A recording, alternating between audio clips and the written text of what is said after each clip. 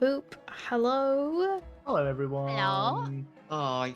Remember last week when we watched a highlight that said, here we are, our usual 15 minutes late? Well, we decided to just say, fuck you, and delay by almost an hour. Caution to the wind. Hello, everyone. I hope you've had a good week. We're going to play some Dungeons and Dragons. To begin with, I'm going to tell everyone in chat what the prompt is for today. The prompt for today is, how has your character changed since they last leveled up? So we're going to have a little bit of insight into our characters, and that's kind of fun, right? That's fun, because we get to see a little bit about our characters, how they've developed, but also how our players perceive their characters and how they've changed. If you can't think of anything, it's perfectly fine to say that your character is essentially the same person. However, if you want to use this as an opportunity to just say what you've gained as a level up, that is a-okay. If you don't want to say what you've gained as a level up, who am I to tell you what to do? Right, so we're going to play some D&D. But to begin with, whilst these guys think of an answer for that prompt, I'll describe what happened last session. Last session, our characters were in the middle of not a heist, but a bomb planting. They were trying to move with some stealth, some huge crates filled with explosives inside a nest of Umber Hulks. They were trying to move them from what was essentially the second floor to minus second floor to the minus third floor, I suppose. And they were trying to do so quietly. They did with the magical item that Haiku has called Hush Money, which is a coin that if you flip and it lands on the floor, it can cast silence in an area. Fortunately, they also had some rope to move these explosives down onto the floor below, and then they collapsed to the floor using Haiku's one-use consumable spell, Transmute Stone. Transmute Stone turned all of the stone and mud beneath the explosives into a slurry that just cascaded down the halls on the ground below, taking all of the explosives with it. In these explosives was our friend Torchy. Was it Torchy that we named? Yes. Yes. Torchy, who was a tiny servant that had been animated by Haiku that was also a matchbox. Torchy, with his two little matchstick arms and his two little matchstick legs, went up, sent himself ablaze inside I'm the all danger. of the... yeah, I'm the danger. Annihilating this entire nest. I just need to interrupt you for a moment. Someone tipped called Randall, who tipped £4.20. It could be a fake, I don't know. It said, I am the mightiest baldy of them all. Thank you, Randall, for the 420. I'm the mightiest baldy of them all. You have no idea how mighty our baldy is to become. Regardless, our explosive plan worked, and all of the nest was consumed in fire. There was a sinkhole created as we had Haiku and Randall get their way out of there ASAP before it all fell to pieces. They then went to their quest giver, Christopher Bindlebap, which I still think is hilarious. Nobody has laughed at half as much as I have. Got their money, and they almost... I think they were close to getting a little bit more money than they expected, but someone... Who was it? Someone tried to get even more money out of it. Someone lied. I think Haiku lied about how much money you were promised. And then got a nat 1 on their roll for deception. And I couldn't just let them walk away with that. I couldn't say they get nothing at all. I'd get the amount of money they were promised, so they lost money on that one. But still, they became a little bit richer. And on the pathway to Deadlook, they bumped into a potion seller who was very grumpy and would not sell you his strongest potions because they were too powerful for you. And instead, you guys made away with a fair amount of healing potions. You bought some healing potions, and Haiku, after persuading the potion seller that theirs was not a violent purpose, was able to purchase a potion of cloud form. Turn into cloud man. Gaseous form. Gaseous. Gaseous form. form. That's the one. Also, I think I actually got it from the arm wrestling. And then afterwards, Oh, yes, I'm not that's even going to use too. it for danger. I'm just going to use it to chill. Oh That's it, yeah, that's yeah, it. yeah. Yeah. Yeah. You had an arm wrestle with the old man who drank one because you wanted to prove that one of his potions was strong. So he drank a potion of frost giant strength, and then lost an arm wrestle with you, despite rolling. Despite quite a significant modifier onto their rolls, I just rolled extremely poorly, and you only won by I think it was like 2 points or something like that, but it was close. And I think we both used. You had guidance, and I had used 2d6s. and 2d6s, and I used a d6 that was given to me by chat as well. Then you arrived in Deadlock, and you went to the Blushing Kiss Inn, where you were. Oh no! Before that, you found a massive portal outside the tavern, and noticed that there was a small indent that you didn't really inspect all that much.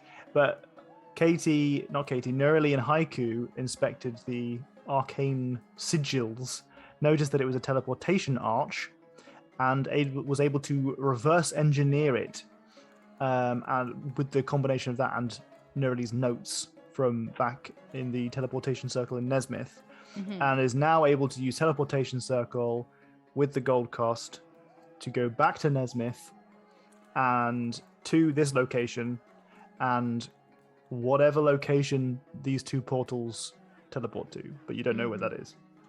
Nope, I just know it's vaguely in like a kind of similar-ish area. Yeah. Whether that's You got the same- postcode. Yeah, I know the postcode. Then you arrived in the Blushing Kiss Inn and were amazed by the sight in front of you. You had these tavern folk, peasantry, commoners just being amazed and wonderfied and just being generally very excitable about the fact that they were being blessed by euphoria from a fairy dragon who was flying around and just entertaining the masses. They have not spoken to you directly, but Nerly held out a little sprout, which the fairy dragon flew over and gobbled up. And then you had this vague feeling that you should be sitting down in the one empty stool that was conveniently placed nearby. And that's us. I think we're back up. Well, that's up to date. Yeah. Yep, that's caught up.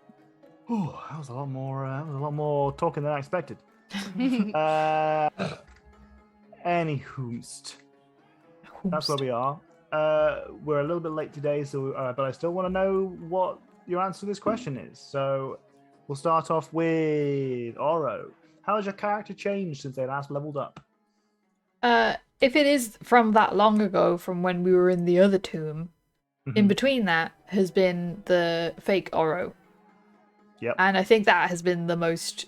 Oh, and also, oh god, and and the time where everyone almost went insane. That was also pretty prominent. Yeah. I think she's probably a little bit like more tougher now, and like more fuck you is what I want to say. Is more like less willing to deal with people who aren't the group if they're like being bad at all. It's just like I can't deal with anymore. Fuck you. You're a bad guy in my eyes. Go away. And she was already pretty fuck you to bad guys anyway. So this has just pushed her even further out there, off that edge. Okay, fantastic. And what did you pick for your level up? Not that you have to say, but this is just. Oh well, because I'm multi-classing. I just picked my ability score increase. I'm just gonna put it into Dex, just so everything's a little bit beefier. A little bit beefier. Nice. Big old 2 points into Dex. Extra +1 modifier all around. Lovely. Randall. How has Randall changed since they last leveled up? Well, I mean, he got 10 years older. Pretty sure that happened in that time frame. Yep. Yep. He's also found a new fountain of knowledge and information that's maybe given him some new energy to continue on our quests. I'd also like to point out my ideal and flaw, which is my ideal is the path to power and self-improvement is through knowledge, which I think is quite apt right now. And I'm easily distracted by the promise of information or a good story. Is my flaw. Highlight and underline those. Okay, fantastic. Haiku, how has your character changed since last game? Last level. I think they've become a lot more chaotic. I think we can all agree with that. Yeah. They're No slowly arguments. descending more into chaotic good if we're going along with alignments. Really? Good? It's still chaotic good. Right, For the time being. You start, you veer down chaotic, and then you can choose, if you want to go even deeper. Right. I mean, you could be neutral chaos, right? Just chaotic neutral. I feel like he's right to say chaotic good because, like, yeah, he smarted off to the guy selling the fake water stuff, but that's because he was swindling people, you know, like. It's true. Yeah. Yeah. It was more the whole we could kill this guy and take all this stuff. That was. But he didn't do that. Yeah, He I instead know, I just know, broke I some know. stuff. So this is the growth. Alright, This okay. is the growth. It This could is the have growth. been chaotic neutral. It It was could funny have because been. I was chatting to Jenny about this. I was like, it's always interesting in D&D seeing the contrast between how the character ends up and the concept for the character at the very, very beginning. Yeah. Where Haiku was this person who just assumed everyone loved them, just super lovely to everyone all the time, and now Haiku is having to suppress thoughts of murder. I mean, that But that's doesn't just- change the thoughts that they think people liked still. No, You know, you can murder people who you think like you. It's true. That's true. Yeah, it's true. Should we But be I think it's concerned as your part of friends?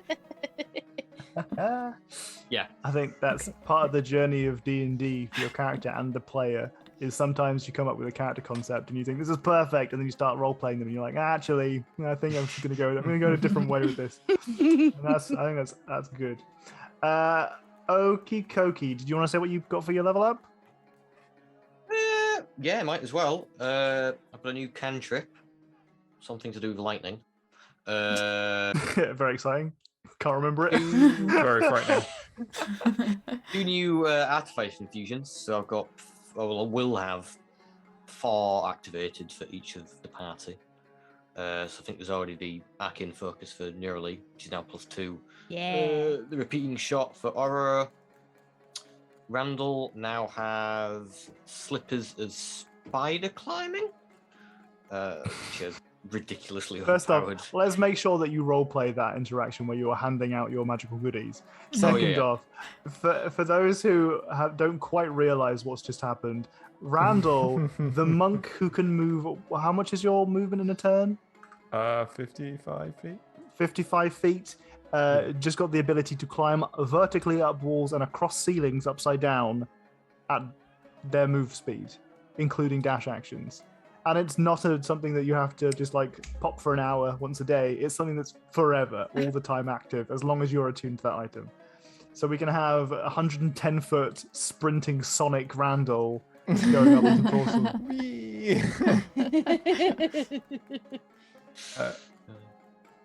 Do I Yes. have to attune my book? No. Okay. As much as I want to say yes, I think it would make sense for that to be the case. I'm not going to force that on you, Thank you. because that would be maybe a bit unfair. Okay, cool. Did you say you had? I've also taken Helm of Awareness Ooh, for those initiative rolls. are you going to be popping it on Haiku? Oh yeah, Okay. -1 initiative. Gosh, Maybe we have an instance of you guys having maybe we have an overnight tinker, maybe. Yeah. you awaken in the morning with some goodies for everyone. Yeah, I like that. Neurally. I already had my wand, to be fair, so he That's- made me that that is true. already. How's Neurally changed since they last leveled up? Well, she has always felt like she's been a bit watched over in like a good way. by some unseen force that she heretofore had assumed was the Lady Selene. But the note they received, or she received, written on like a tombstone at that place said a different name. So she's been a bit like puzzled, but not in a bad way. Just kind of like pondering that, which has kind of changed the scope of who she has been told and thought she was, and in some ways. So that's been kind of like a little bit like mind blowing, but not in like a necessarily like a bad way, and like oh, there's more to this than I thought. And there's also kind of proof of validity of that, because she did start to doubt that after a while, because she realized how bad the people that she had been with were. And she's been thinking a lot about this dragon and trying to like find as much information as she could about dragons. And she did come across a spell that she thought would be super useful, and it's called Earthbind. So she has taken that as one of her spells. What does Earthbind do? Earthbind is from the Elemental Evil book, and Earthbind, choose one creature you can see within range. Yellow strips of magical energy loop around the creature. They must succeed on a strength saving throw, or its flying speed, if any, is reduced to 0 for the spell's duration. An airborne creature falls safely or descends safely at 60 feet per round until it reaches the ground or the spell ends. I was It's literally Dragon thinking Rend. that. I was It just is. literally thinking it's Dragon Rend. I was like, we've got a dragon encounter slated at some point in the future, and Katie's got Dragon Rend. Yep, that's exactly what it is. I love that. That's so funny. So, and it's only a 2nd level spell, so she doesn't have as many 5th level spells as she could have access to in favor of having this to try to maybe even the odds a bit on this encounter. And she also did get a cantrip, and she has learned. Oops. Well, there's Earthbind. I clicked it on accident, trying to collapse it here. She has taken a cantrip called Mind Spike, because she has run into several situations where her efforts were completely in vain when everyone succeeded their saving throws. So it basically gives like a minus on the next saving throw a creature has to make. Oh, and I got a Metamagic. So her thought was she mastered the ability to quicken a spell, turning it from 1 action to 1 bonus action at the cost of 2 sorcery points. So the thought is 2 sorcery points, Mind Spike bonus action, then action, whatever spell she would like to cast. Getting a bit angry with being ineffective. I feel like across the board we've got some very grumpy characters now who are just like, take no more shit. All right, taking this adventure and stuff seriously now. Okay. All right. Well, thank you very much, everyone, for giving us your prompts.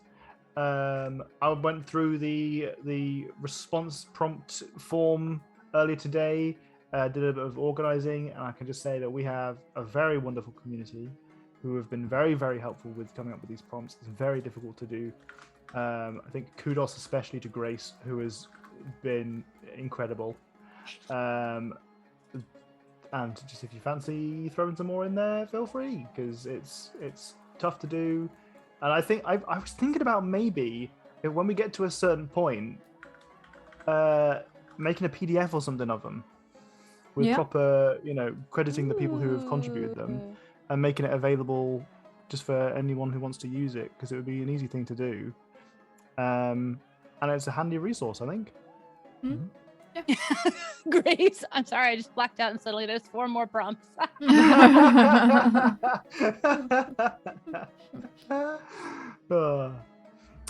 So yeah, I was thinking about that, but maybe we'll have to think about that in the future. Yeah. But regardless, we'll move on with some D&D today with the time that we've got. So our party are currently sat at the table, just kind of enjoying the ambiance Everyone seems to be having a good time. You've got some bevies that have arrived on your table in front of you that you're not entirely sure where they came from. And just you tell me, what is the drink of choice for your character? Because that's what's on the table. She does a bit of like watered down wine usually these days, kind of like easing herself into the idea of drinking wine. Okay, I like that. You got some watered down wine. There you go. That's what you've got. Some ice in or something. Yeah, there's ice in it. Absolutely, there's ice in it. Like soccer mom style. Sure. Hey, Sure. Pops. Anyone else? My immediate thought for Oro was a Coke float. Yeah. I've never drunk a Coke Cute. float, but that was what I thought. I've never had a Coke float, but they sound so cool. That's totally an Oro drink. That's Yeah. excellent. What a Oh, yeah. brilliant answer. Damn, yeah. 100%. All right, Randall and Haiku, what you've got? I think Randall would have like a long drink, but like a long pale, like a long ale, so like not particularly strong, but like a big one. Oh, just very To tall. like sip on for a while. Is it Oh, like okay, a- all right, okay. one with a big straw? Do you have like a big straw on it, or is it just you just sipping it? No, just Okay. sure. I'm Stupid- imagining like stupid one of those curly big Tango straw. ice blasts, one of those like big ones you can get in the cinema. Yeah. Like a yard of drink or whatever it was. Yeah. A yard of drink. How about Haiku? If we recall, Haiku was a bit of a lightweight. Mhm. Mhm. Well, this isn't so so- much about having an alcoholic beverage as it is having, Oh no! I thought having I'd say Haiku's probably perfect bev. probably like a coffee, something. Oh yes, no, big fan of Nice. coffees now. Yeah, big fan Yeah. of coffees. Mhm. Okay, well there you go. That's the idea. First off, the Oro sip emote. I like to think that that's Oro on caffeine. That's that's the one that's shaking. Sugar in the Coke float. Yeah, that's the. Because I drink sugar for weeks, not used to it. Okay. Let me get this out of the way. Right. So as you are, sipping down your bevs, the fairy dragon floats their way over to you and just patiently watches you drink. I feed it another sprout. And kind of just immediately yanks it out your hand and happily gulps it down. And she says, "Hello. It is a pleasure to meet you. What brings you here to Deadlook, to the Blushing Kiss?" Oh, we're on our way. Where are we going? Weymouth? We're going to Weymouth. Oh. Are you adventurers? Mm-hmm. You must be on some kind of fantastic quest. Maybe. I hope so. To what do you owe your trip to Weymouth? There's been some trouble with a big dragon out there. A big dragon? Mm-hmm. I hope you don't mean to suggest that I am a small dragon. Are you not small? Can you be big too? Oh, I may appear small, but I am mighty. Well, small doesn't mean not mighty. True, true. Perhaps you are wiser than you first appear, sweet thing. She looks a little bit like confused at that for a moment, and then just kind of like shrugs, like. Is there anything that I can get for you? I don't mean in drinks, I mean to assist you. Adventurers often come to me for aid. You may call me Oh. Sirshafa. That's a How do pretty you name. spell that? I can copy and paste it to you, but it's Irish with a fa on the end. Okay. Oh, okay. I like it Irish with a pho on the end. That's getting pasted into the notes. What kind of aid do you provide? Oh, I've been around for a while. Some people need directions. Some people need a place to rest and heal their wounds. Occasionally, I will find magical items if that's necessary. That's very Magical helpful. items, you say? Oh, only in the direst of cases. Oh. I don't know, it's a pretty dire situation. How so? You say you are hunting a dragon. Yeah, it's pretty dire. What has a dragon done to deserve such ire? Well, the purple dragon knights protect everyone, and they have called for help. I don't know what exactly the preferred outcome is, but if it were minding its own business, I don't think that they would need to pay other people to help them stop it doing whatever it's doing. Ah, the purple dragon knights are noble. And you are seeking to join them by helping them? It's just a quest, really. Ah, adventuring for the sake of adventuring. Wonderful. Just adventure things. Yeah, Just I guess so. adventure things. I hadn't really thought about it before. Yes, picture of the dragon. And you are traveling near Weymouth. Mm-hmm. I know of only one dragon near Weymouth. Oh, do you know them? It is possible. I think perhaps that I do know them, yes. Well, what You are they say- like? I say, you look familiar to me. And she kind of directs their selves towards Randall. Do I know you? I don't know. I think I would remember if I've met you. She kind of like just inhales your aura for a second. Dragon inhaling. Kinshire. She watches you intently. Randall makes a face like, what? But how do you know that? I knew it. I knew it. The universe is very funny. It is a pleasure to meet you, Randall. Kinshire. Randall Kinshire. Is that your name? Well, no, that's not my name. My name is Randall Dundragon. Oh. But you are related, maybe? Yeah. Interesting. I knew a Kinshire once. The name of Caspian.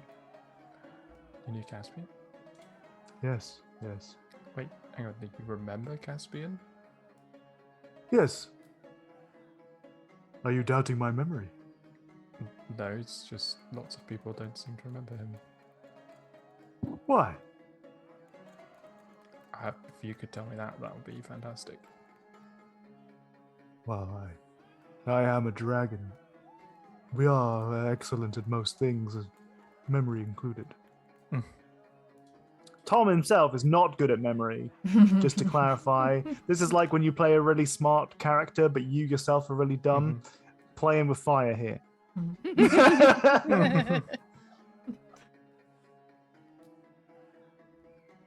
Well, it's just that this very pretty, very powerful forest lady told us that something was happening with his memory, and most people seem to who should remember seem to forget, and things that like tributes that were built are disappearing, and it's more than just memory loss. It's a big thing. Maybe I shouldn't have said that, but I want my second ice cube, so. yeah, but I've had a little bit of my wine and ice cube, so I think more Very she's just interesting. kind of like, oh no, maybe you can tell us more about what's going on with this. Well, I don't know much about failing memory. A tree lady? Maybe tree, a forest lady for sure. And do you know her name? Thistle? I see. Interesting. The universe, it seems, really is a comedian. I think I'm aware of Thistle and Caspian Kinshire. Clearly, something of fate has brought us together. Ooh. I believe I can help you after all, though you've not asked for a boon. I think that perhaps I should. In any case, That's very would you kind of be you. amicable to receive my boon?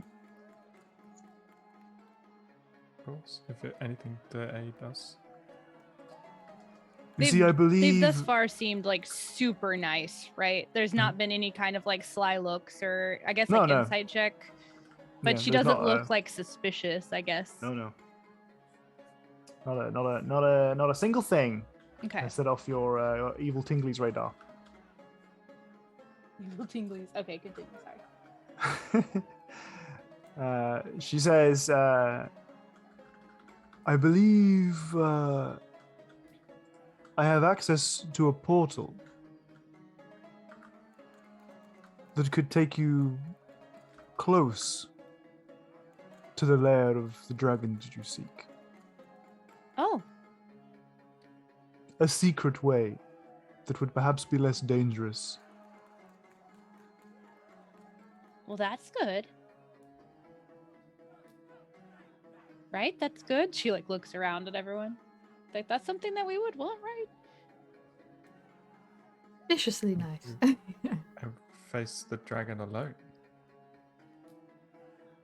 Well, I suspect that the dragon is in need of help more than defeating.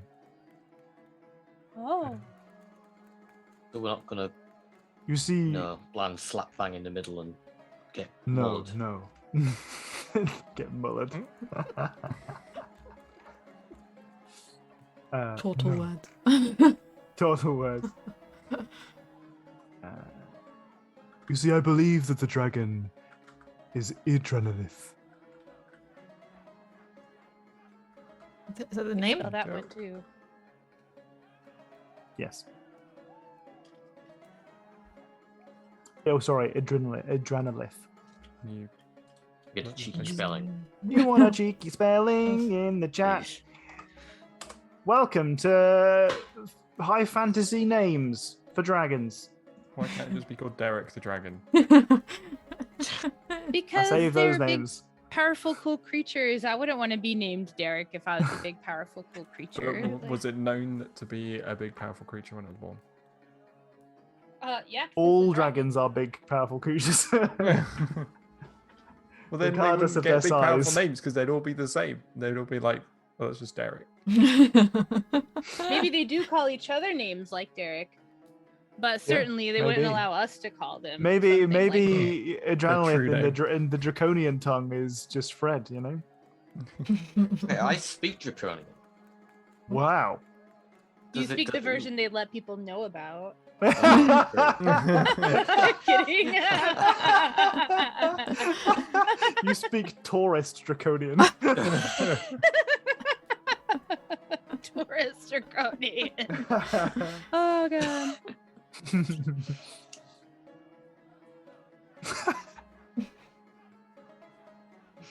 So how are we supposed to help this dragon? I suppose that depends on what condition they're in. You see, I would help you myself, but we left on touchy terms. Oh. Adrenalith is my ex-girlfriend. Knew it. Well, maybe she's just very sad then. Wouldn't you be? You are very pretty. Thank you. She does like a dive, a flourish. Mm-hmm. How are they Should- supposed? should- Oh, sorry, you go. Sorry, go on. No, go on. How are they supposed to know that we're there to help them and not like everyone else? Do you have a Well, business card? No. I suspect that using this particular pathway will give that impression to Adrenalith. Should we even mention you? Like, should we mention we spoke to you, or will that? set her off? I am the jealous type. It was me that raised issue. I suspect that she will be grateful, or I don't know. Neutral. But she is a kind creature. Oh, well, if she's nice, I certainly wouldn't want to hurt her then. I should hope not. I sense this about you, and that is the only reason that we are conversing right now. Oh, That and the delicious Brussels sprouts. aren't they lovely? I find it highly unrealistic that every creature in D&D seems to like Brussels sprouts. They have highly refined palates. I'm sorry that the realism in this fantasy game isn't good enough for you. Yeah, it's not. I'm sorry. I thought you would do better, to be honest. The realism, the My point immersion. of contention is liking Brussels sprouts. I love that that's the thing. That's the line. Not the memory goop, not that like every war wizard seems to have like a vaguely similar like puzzly name. It's the liking Brussels sprouts. That's the one. That's the line. Mhm. You know what? This is it. I can't believe this. I'm out. I'm out of here. What time is it right now in the day? You've been traveling, right? You like evening. arrived in the evening because you left from Stag's. Okay. It's like late evening. Okay.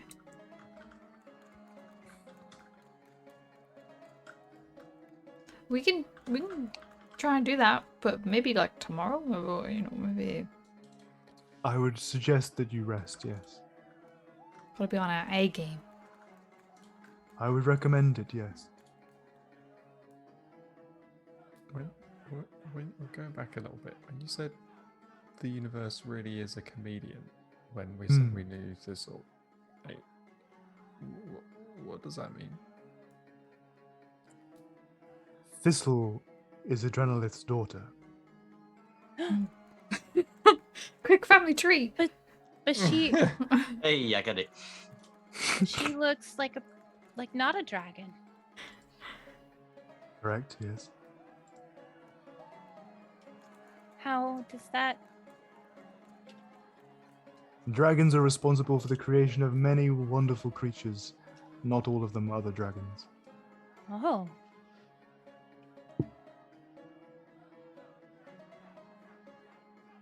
I didn't She know that. fucked Did a you tree. know that, Randall? Oh God.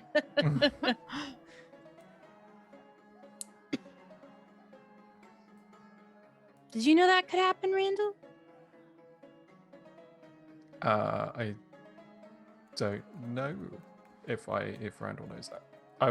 It feels like the kind of thing that probably would come up in some stories somewhere. Would you like to roll an advantageous history check? I think so. Advantageous. Advantageous. Advantageous. Oh wow. You do have proficiency Nice. in history, don't you? 99, yeah, I do. 99. 99.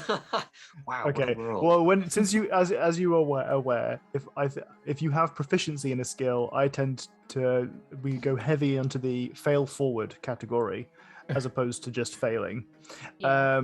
So your time spent with tomes and history, and even now you're leafing through your grimoire, newly acquired, fantastical and black grimoire. As you've been, you're maybe even now you're having a leaf through it, looking for particular instances of dragon-related history.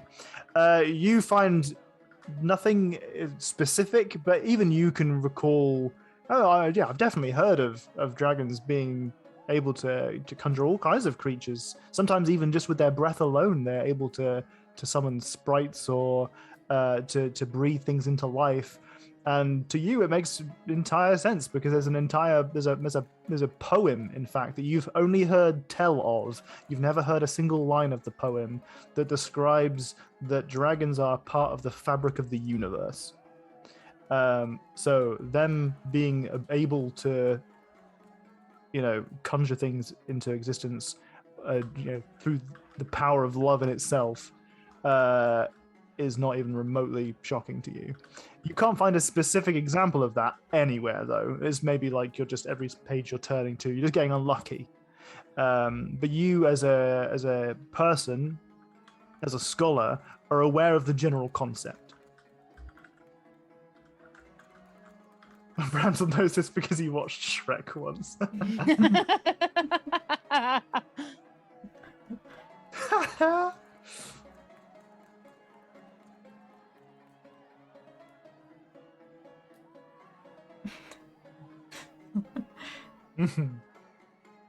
How do you know Caspian?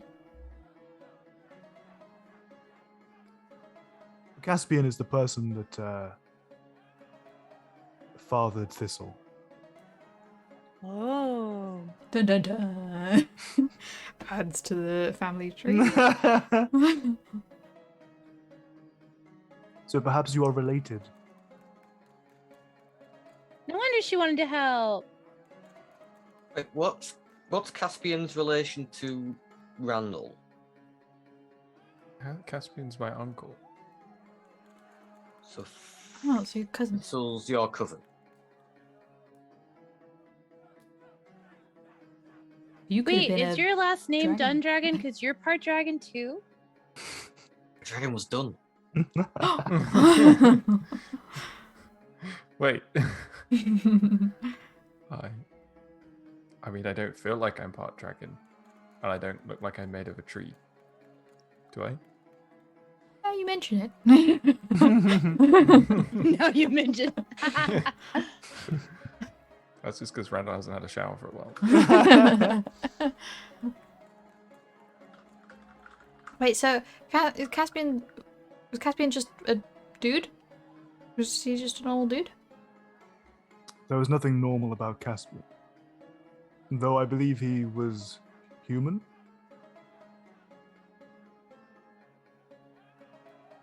How is he not normal? How is there nothing normal? He was an incredible hero, as far as I remember it. Okay. God, maybe he was secretly a dragon. Oh my god, maybe we're all dragons. Nugget pops out of dragon form. Listen here, you fucks. Right, I was the only one. I'm the special one.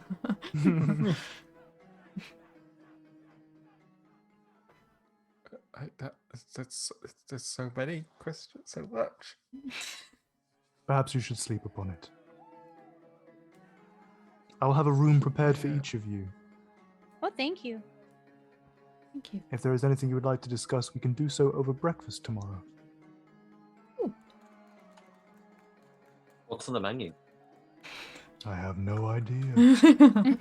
She begins to float Mysterious. away. He's not the chef. Below my pay grade, sir. She floats away, and as she does so, she gives like a waft of glitter almost, but it's not like hard glitter. Like if someone in real life just threw glitter in your face, you'd be like, ah! It kind of wafts over on the air and gently settles on the table before kind of disappearing. I kind of want to be a fairy dragon now. I feel like we just learnt a lot of things, but I don't understand any of them. Randall, you might be part dragon. But how? What? No, because my uncle was human, which means like he's my uncle, so that means my dad's human, surely. Well, That's because Thistle I'm looks not. like a person, but she's part dragon. Josephine looks a bit like a tree. She didn't look like a tree to me. She should have looked like a tree to you. Note that down. It's been a while since I've described her, to be fair. But her I mean, like, she very much came out of a tree, looking part bark, part leaf. Oh, I thought that those were like her clothes. Mostly it was clothes, to be fair. But no, she definitely has a dryad-esque appearance, though she's not necessarily been described as such Gotcha. Okay. explicitly. I mean, I guess maybe in retrospect, she did kind of. I thought that those were her clothes, but maybe that wasn't just clothing.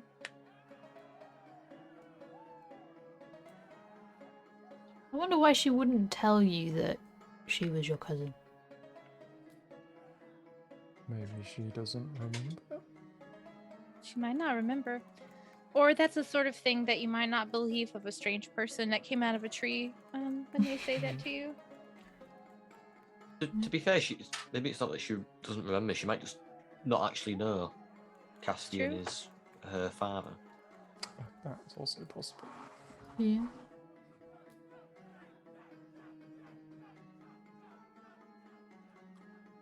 Well.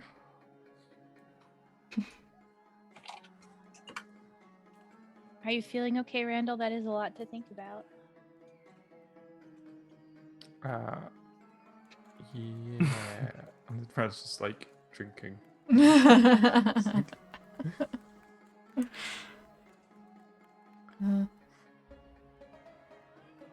Okay, well, I'm gonna get some food. That sounds like a good idea. Yeah. Maybe more drinks. Yeah, maybe. Not too many, though. We gotta do things in the morning. Can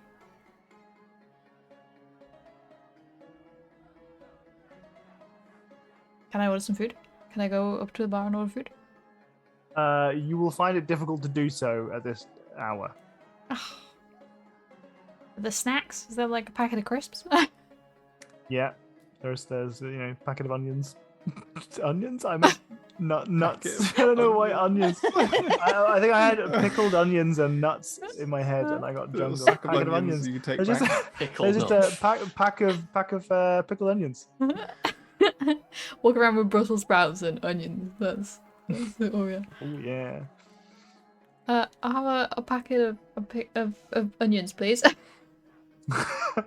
Want some peanuts? Yeah, sounds fine. Nobody's allergic to Yeah. those losers. Yeah, have some peanuts in Fantasyland. We can eat all the peanuts we want. Yay. Oro becomes addicted to peanuts. It's peanuts is Oro's thing. You guys have Brussels sprouts. Oro's into peanuts.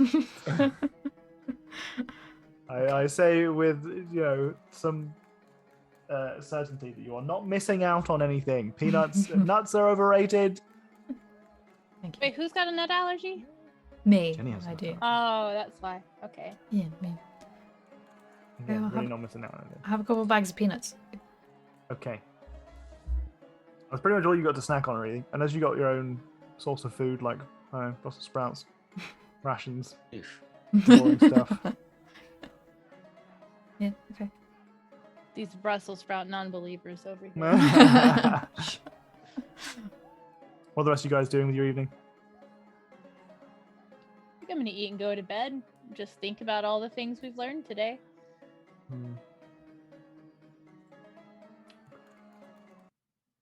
We're moving on to tavern soft music. Oh, Yeah, we have a little bit of soft music now lovely. since it's evening. All right. Well, you guys do what you got to do. Surely enough, the innkeep slides a key over to whomever goes up to the bar next, and that's it. One key. Oh. We sharing a room? I guess. thought I she was said just we'll given get this her one own. key to give you. Okay. That's fine. Trisha first said, "You guys are adventurers. You'll be fine, Bonkin, won't you?" Yeah, yeah. Okay. Where is it? Follow the stairs up to the right. You find them on the first left. Okay. Thanks. Maybe it's a suite. Maybe. I mean, we've slept in worse conditions. One room's fine for now. I was hoping for a good tinker, but I don't want to keep people up with me. Can't tinker while people are sharing a room with you now. Nah, it's just rude. Fair point. That's Put a your fair coin point. down. No one will know about it. You got 10 minutes. Oh yeah. Quick 10-minute tinker. Well, let's just go and have a look at it, and then if you need a separate space, then we can get one. We go over Right, there. will you follow the stairs, find the first door on the left, the door clicks open with the key. You can see that there are 4 separate beds. They are single beds. They are a kind of hotel, as you'd expect, kind of just 2 by 2 opposite each other. There is a chest of drawers and a cupboard, and there even seems to be a wash basin. But apart from that, there's not enough space for tinkering or Nugget. Nugget space. Is there no room for Nugget at all? I mean, some space on the floor, but nothing comfy. Nugget's fine. It's bad.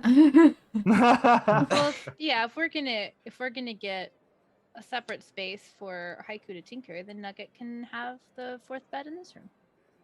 Yeah, well, is there a blacksmiths in this village? You haven't had a look. Let's go back Have a down the look. front. I believe the fairy dragon said we'd have a room each. We don't. Maybe there wasn't space for that. I go back down to the front desk. Mhm. Hello? Do you happen to have any extra rooms, or is this? We're Yeah, already but- rammed, honestly. We could sell you. There's a cupboard, a utility room. If you're really strapped for cash, you really need to sleep somewhere else, we can give you that. But you'll be in there with a mop. How big is the utility room? Really, do we just have one person who needs to do a bit of work, and they don't want to keep everyone from sleeping? So Well, they can take the utility room if they really need it. Yeah, It's just got fine with me. some wash basins there. It's for cleaning all the sheets and whatnot. Ah, I won't use them. Well, that's good, but I'm mainly trying to describe the room to you, so you're not surprised when you go in there and there's no bed. Yeah, that's fine. All right. Well, we'll take maybe 5 copper pieces for that. Is that all right? Yeah. sure, I give him a silver. Oh, it's way too generous for where you'll be sleeping. Honestly, you see it, you won't be impressed. There'll be no sleeping where I am. Oh. What are you using the room for? That is none of your business. You're right. At these prices, I'm not going to look into it. Just clean up after yourselves, would you? Yeah, and there's a mop in there anyway. There is a Maybe. mop in there. Yeah, all right. Okay, well, He really looks a bit confused. I'll leave you to it. You've got the room until say 9 a.m. tomorrow. All right. Well, here's the key. Just get to it. Thank you. Can I help any? You guys need anything at all? No, we're good. Fine, Thank thank you. you. That was all. No. Okay. All right. Ding, ding, ding, ding. Last orders. Get out. Honestly. How They're walking back up the stairs, and Nerly is going to just make a comment about how, like, well, no wonder the fairy dragon is the one running things around here. This one doesn't have much of a bedside manner. No. You may remember me describing the town as mostly reluctant. Yeah. Haiku, are you gonna get any sleep tonight? Yeah, I'll get some sleep. I mean, I won't be up too late, but Okay. Do just do need some hammering and whatnot. The usual the things. usual. So are you gonna come back up to this bed? If Nugget wants it, I'll sleep. It's pretty easy when you carry everything on yourself. A shell, a home wherever you go. Wow. I never really thought about that before. Right, An slogans. old turtle saying. Oh. Okay. Home is where the shell is. All right. Oh, we got D6 for the mightiest Baldy in the world. Thank you, Kawaii, for the D6. Hello. Hope you are doing well. Thank you. Little do you know how mighty this Baldy is. Haiku sheds a tear for being the second favourite bald character. Aw. everyone Well, forgets Haiku. maybe they were talking about you. We don't know. Oh, dear me. Maybe turtles aren't described as baldies because they don't grow hair in the first place. That's true. True. And it's not got that same gleam as I imagine Randall's does. Yeah. For the turtliest in the turtle club. Aww. Yes, Corey. Okay, well, let's go to bed then. First, I'm going to draw up a tiny family tree. Just for fun. Okay. Well, it turns out, unfortunately, the bedroom is directly above the utility room that Haiku is in. There's a little bit of tinkering that keeps you up for a couple extra hours before Haiku comes to bed. I like to imagine... Oh, no, you're not even coming to bed. You're not going up there, are you? Yeah. And in my head, I had this scene where Haiku like opens the door really quietly, closes it really silently, tiptoes across the room, not knowing that everyone is just wide awake in their beds, just Watching glaring at the ceiling, waiting patiently for Haiku to get. But instead, you just kind of, scoot up in your home on your back. I like to think there's like a bunch of banging and clanging going around when suddenly whoa! Silent. Oh, is there no really loud snoring? Haiku in a snore. But does Haiku snore loudly after a good tinker? Nah, it clears the airwaves, doesn't it? All right. Okay. Yeah, Yes. yes, Sure. true, Sure. Sure. It's like a Clears the air. detox. Right. Sure. Okay. Well then, you guys have a lovely sleep. Lovely little sleep. Lovely. Randall, you have a Well, dream. Ooh. You have a dream that is weirdly interactive. ooh. You Dream find matters. yourself in a dark chamber that is kind of just nondescript. It has 4 walls, a ceiling, and a floor. And in the center is your book. It is radiating a small amount of light, and you're fairly confident that this is absolutely your book. You're very familiar with it now. I mean, apart from the otherwise lack of light in the room, you can see, you feel the spine of the pages and try to open it, but there's a padlock on it. What? It's locked. It doesn't have a slot for a key at all. It appears to be waiting patiently, almost as if it wants you to say something. Perhaps some kind of phrase.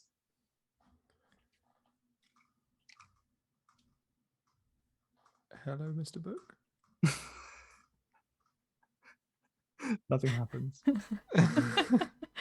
You might have to go through your notes. Definitely not stalling to find things in because I don't remember any of the words in the phrase. Would you need maybe a copy I've got paste? it. I've got it.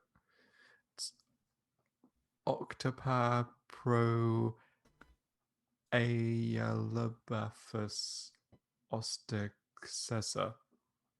Yeah, pretty close. Yeah. I definitely should have Close read that enough. first in my head before I began. The padlock falls off, and so doing it reveals the front cover opens up, and the pages starts to kind of loosen and animate themselves as they turn and turn and turn before they open to a center page.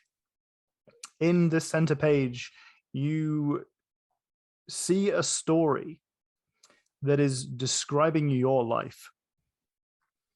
And as it goes through, you are recognizing, you're unlocking some memories from your childhood that you didn't quite have access to. You remember a couple more of these wonderful childhood scenes of you and your uncle.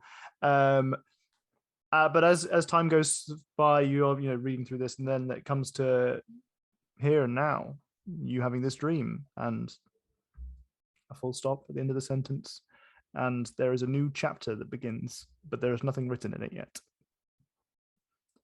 The book closes, and you awaken.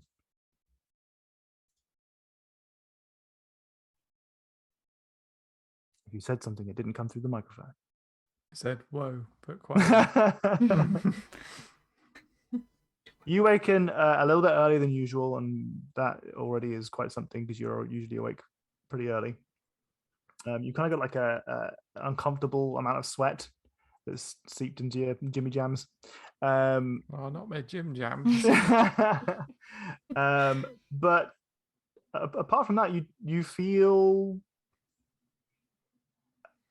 energized, motivated in a way to try and explore whatever it is this chapter has available to you.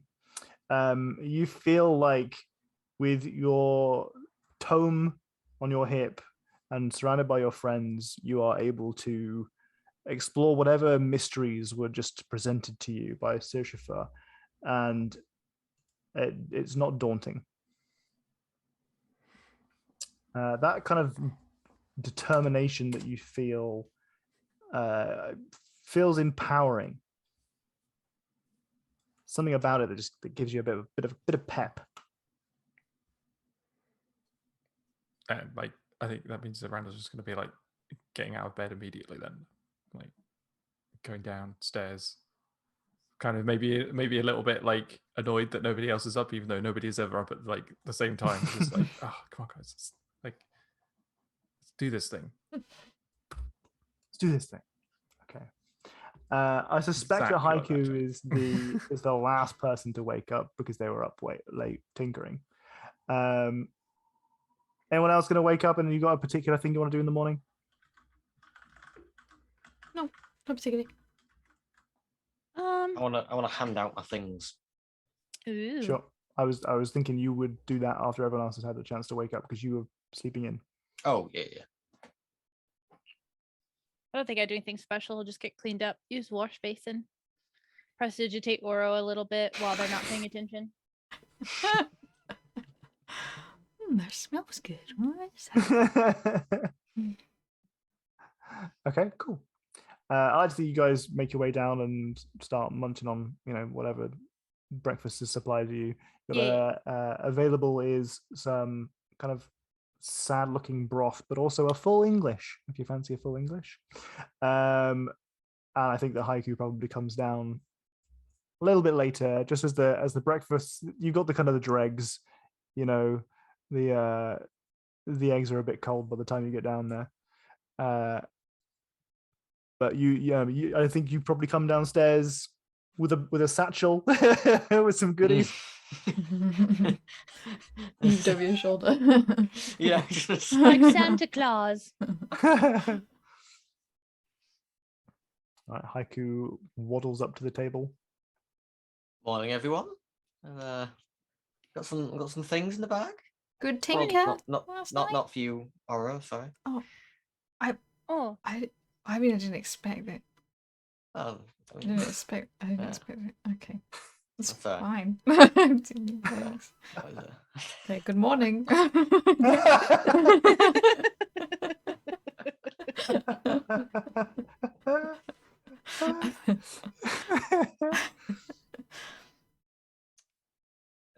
have you got? Nearly. I have a little extra for your wand, if you don't mind. Ooh. It's like a sort of like a very small, delicate gem. Very small. That's beautiful. And just probably place it on the underside of the handle. Okay. Question mark? That makes sense. Yeah, like it's connected to me when I use it. Oh yeah. Randall, to hopefully you're not Mhm. too confused as last night. I got you a new pair of slippers. Oh, that's They don't- sweet. I like to. Can you describe how they look? Because in the DMG, they look like they're referred to as slippers of spider climbing, and if you look at them in the DMG, they look like slippers, but Mhm. with like cobwebs all over them, in like so like actual like pajama slippers. Oh Uh, no! In my They don't even head, have backs. yeah, in my head, when I heard slippers of spider climbing, I imagined like ballerina slippers or something like that. Like I Yeah. didn't think actual pajama slippers, but no. So why don't you describe what they look like? Perhaps you can I both can describe make it up my together. If own that's description. yes, yeah. So, I imagined them looking like. Well, I'll hand them out, and they look like normal slippers in Randall's style, whatever that style may be. Randall, what style would you think slippers would be for you? Well, they be securely fastened. Okay, is what's the main thing. Velcro? Yeah, so like and like a bit around the back as well, so like heel support. Okay, and I'll so I hand over the slippers and pull out a magnifying glass. Like, look at the soles. And in the magnifying glass, there's like thousands of tiny little feet on the soles. You can't see them normally. It's not weird, It's not weird. It's not weird because you can't see them normally. but they're Oh my god. in the But back of do your they mind. have shoes on? Do they have slippers on? Fractal shoes. Oh my god. They'll help you climb, zip around wherever you want. Like put them on. Oh, I have to attune to them anyway before they work, right? Yeah, So, yeah, you do. okay. I won't try and climb the wall just yet. You can give it a shot, but it'll be real disappointing. Guys, I can climb. give them a bit. You got to break them in before you start going wild with them. I don't know if anyone's noticed on the goggles. Ooh. How I think you feel free to shoot this down, but how I imagine, because I have like the pair of like aviator goggles, mechanical goggles, whatever, that I've somehow essentially made like a tiny servant out of, because it's the helm of awareness, out of like a tiny little, not binoculars, like monocular, like a single half of like a telescope effectively. So it's a tiny little telescope with two legs that just perches on my goggles. like Bastion's bird from Overwatch. Oh, I like that. That's cool. That's cool. I'd imagined like an antenna that was just sticking out. I like that though. That's very good. Detecting radio waves. Yeah, exactly. Beep boop. Beep boop.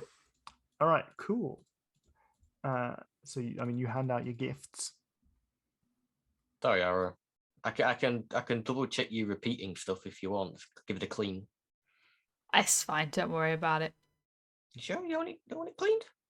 No, it's fine. Cleaning. I haven't cleaned for months now. It's fine. Okay, fair enough. That's true. I've never seen you clean. Neurally just.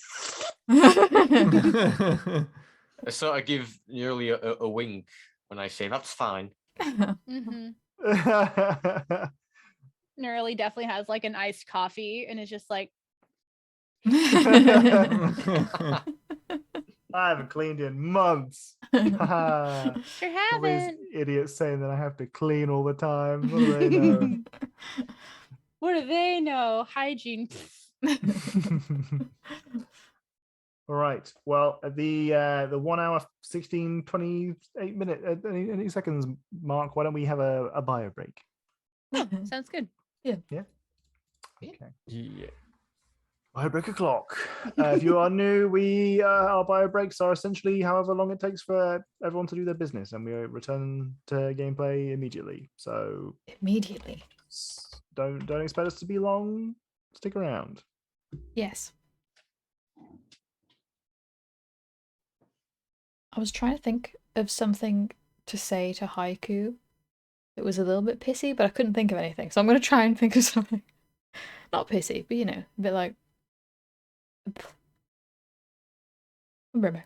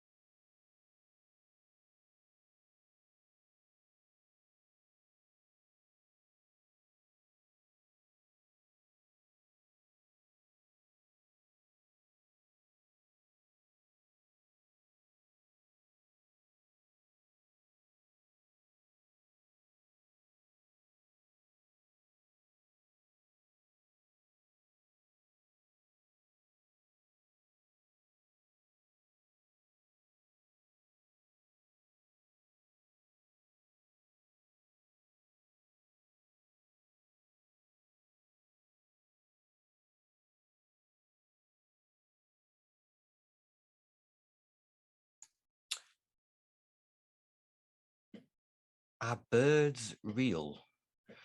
Yes, except for pigeons. Pigeons are not real. Pigeons are fake. There.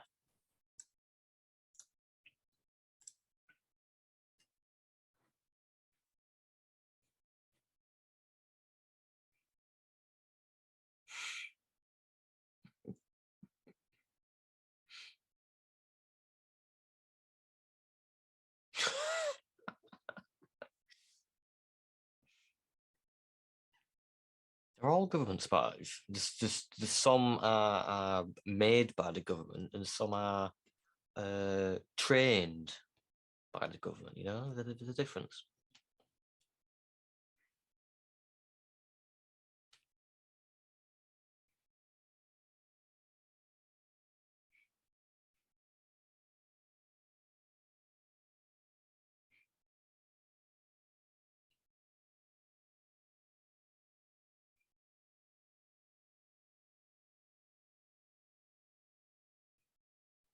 Hello. Hello. Hello. Do. Gotta get woke, man. Oh no. Ooh, Hello. good timing. Hello. Hello. Gone blurred. You're all blurry. Gone blurred. You're blurry there. I can't see focus. Oh no, it's not going to focus in on the cheeky girl. Damn. Like Okay. the Ah, brief cheeky girl. pop sensation. Brief. Brief, wasn't it? Yeah. No, Although I've where are seen they Cheeky now? girl.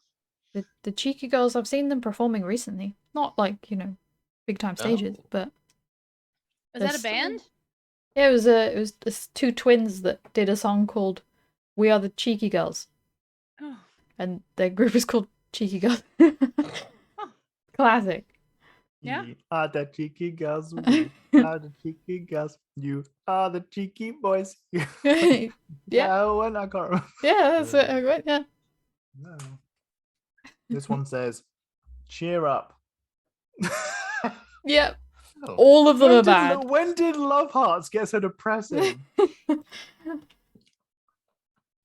Oh my goodness.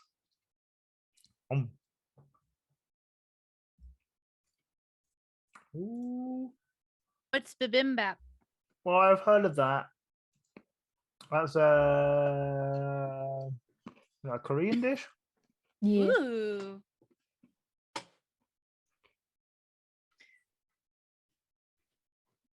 I Birds can't remember aren't what it is real. though, Hmm. or how to pronounce it.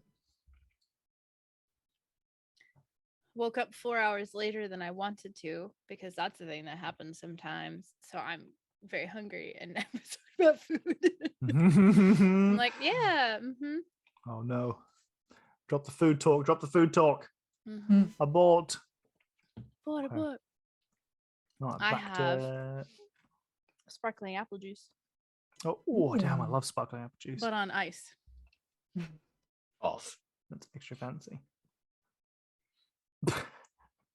The cheeky girls changed my life. The lyrics, "Don't be shy, touch my bum, it is life," really changed the path I was on. Was that actually one of the lyrics? I can't Yep. remember those lyrics at all. Yes, it is. gosh. I have to Google this now.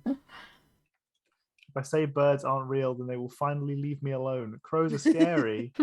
Hey, Space Goat. Crows are cool. You gotta befriend them. Some of us have a flock of crows that There's are a flock of protectors crows? and follow them around. Oh, I didn't read that one. This is peak songwriting here. Go on, read it out. I mean, In your you accent. can't- It's quite long. Okay, give me your favorite lyric then. Well, I'll give you one paragraph, stanza, whatever they're called. About?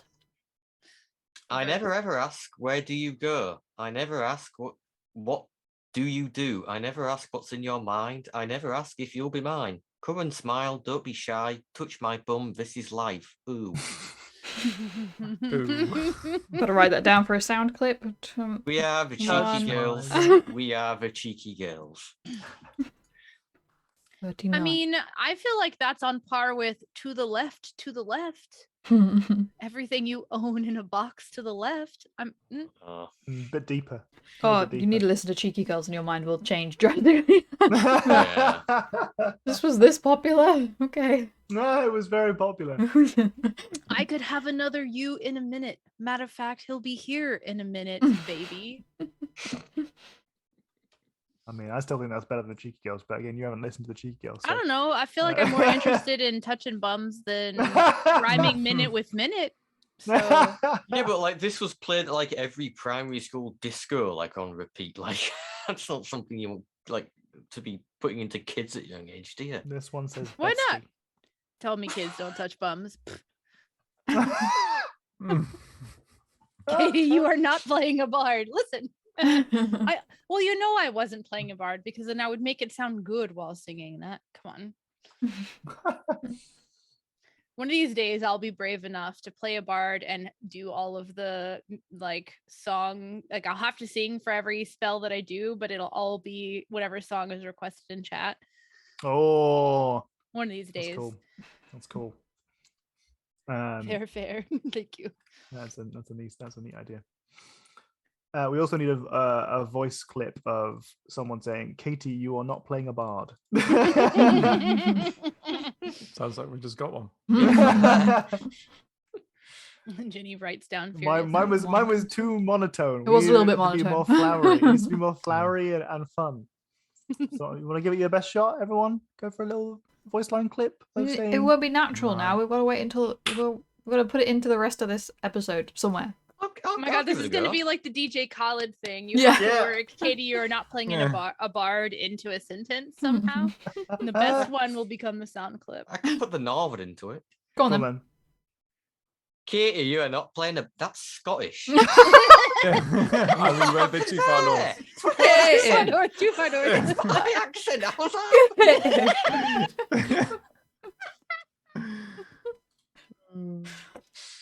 You fuck up your own voice, bro. I even take the piss out of myself.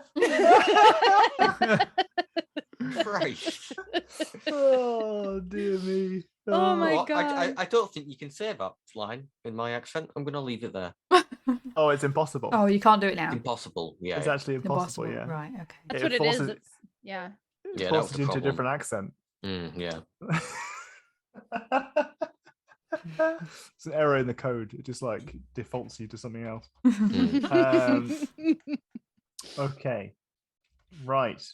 So you're all grouped, having a lovely breakfast, apart from Haiku's, who's slightly cold. You've been given your wonderful gifts. And sure enough, Sirshafa, the violet fairy dragon, floats her way over to the table. Hello. Have you morning. slept well? Good morning. Mhm. Well, opposed to someone tinkering for a lot of the night and not even giving me anything to say sorry for. Yeah, right. Me breakfast cold.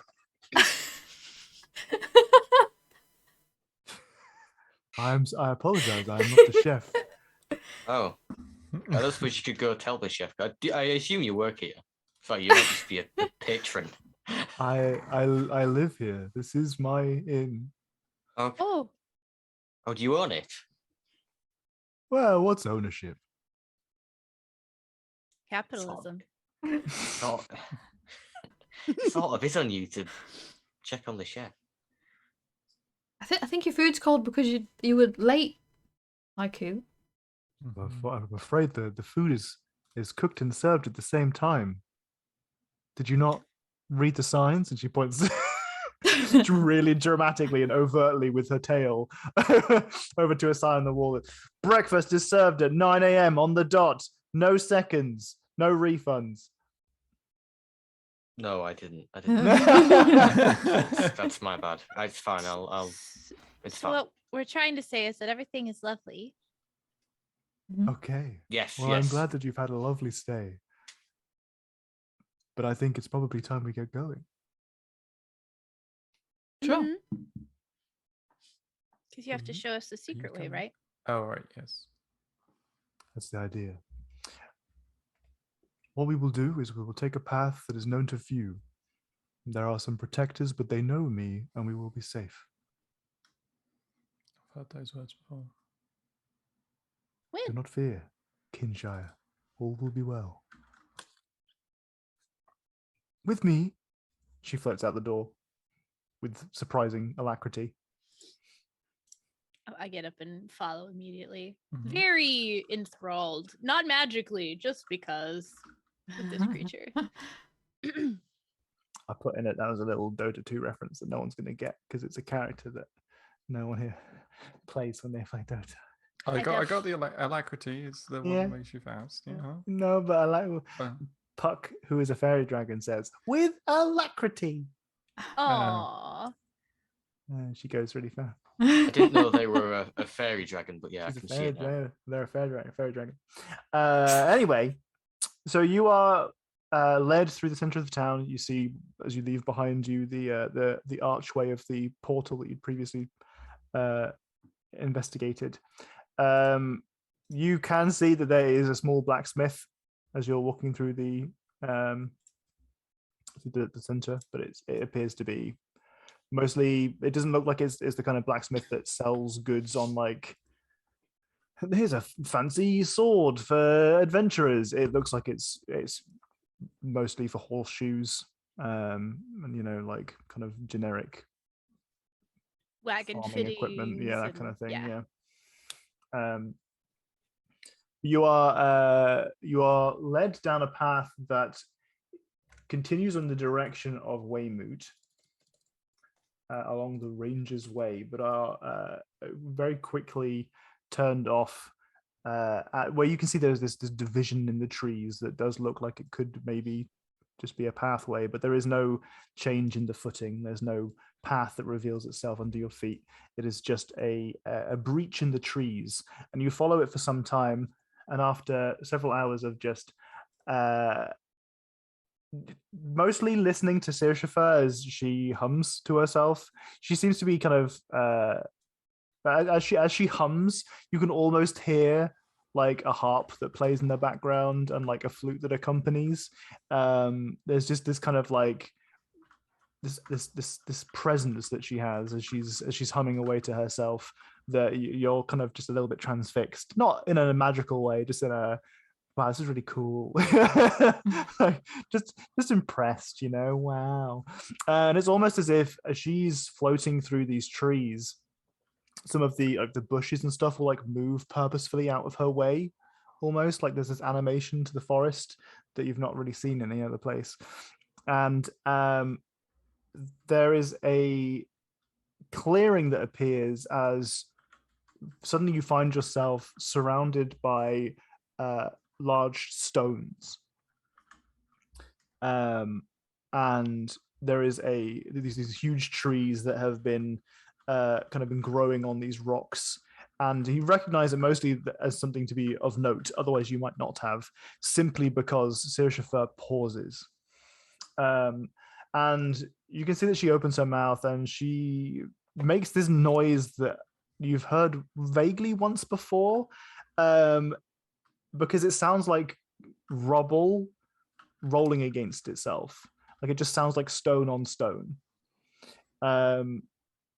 And after a couple of seconds, you see that each of the huge boulders that are resting underneath these trees animates slightly, and these big eyes, or these like the eyebrows of above eyes, kind of unfold themselves and just kind of blink as they are examining you and Sirshifa.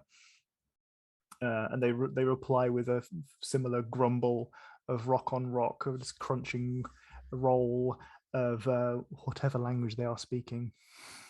And she turns to you and she says, "Come with me," and she kind of like floats backwards, and as she does so, she's like waving to you and like spinning around and flourishing. We will be safe. These Galabdur are very protective of their path. What are those? They are ancient beings of earth and stone. Ooh, They prefer not to be bothered. that's fair. She continues her pathway for some time before you are. Let's put on some music because I realize that we haven't had any for a little while. A little bit of day to day, shall we? Ooh. Peaceful harp. You are brought to here. I want to zoom out a little bit. I'm at 70%. A ruined building. Well, not really a building as such as it is a structure. And it looks very much like it has had some kind of purpose in the past, but now it is nothing but kind of rubble once again. But you can sense immediately that there is just kind of a hum in the air that feels not electrical, but definitely arcane. You can see that there are sigils that are covered in moss, but dug deep into the stones that are specifically the circular plate in the center of the structure. And she kind of floats over to the center of it, and she waits patiently for you to follow suit. I go over. Oh, hi, Maddie. Hi, so bye, Grace. Hi, Grace. Hi, Hope Maddie. you're Hi, bye. Yeah, go over. Okay. For those of you who are more arcane focused, you see that there are some sigils that you would recognize to be magical. Nerdy would recognize that one or two of them definitely do seem to have some kind of arcane, like teleportation sort of vibes to them. Okay. There is some kind of ancient text that seems to be scrawled across some of the kind of pillars in the center. But what languages do we speak here? Common, Celestial, and Elvish. A little bit of Elvish. I think I've got Common and Elvish from memory. Yes, I do. Goblin and Okay. giant. Common, Aquan, and Draconic. Koki. Tourist, Uh, draconic. Yeah, Kidding. So I think Nerly, do you say you can speak Elvish? That was Randall, wasn't it? It was both of us. Both of you. Mhm. You can recognize the script, but not the language. Mm. The script is Elven.